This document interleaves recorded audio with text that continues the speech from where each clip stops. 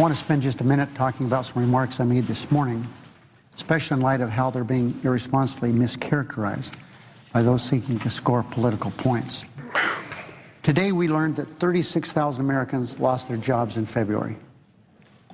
Those families don't need today's Department of Labor report or anyone else in Washington to tell them what that means for putting food on the table or making car payments or utility payments or affording their health care. It's devastating news. But if we're going to discuss the state of our economy and the direction in which it's going, if we're going to talk about it like adults, we have to take a step back and put the number in context. Economists, as reported by the Wall Street Journal, Bloomberg Newswire, and other publications, believe that 75,000 to 80,000 Americans were going to lose their jobs last month. That's more than double what the actual number turned out to be. But that number, of course, is still too high.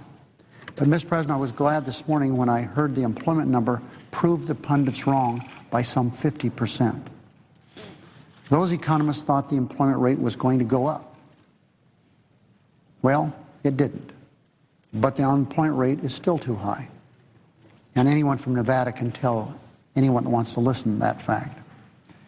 We could ask the 40,000 Americans who economists thought were in line of fire, but who still had a job to go to this morning. They'll tell you that they were relieved that February wasn't as bad as expected.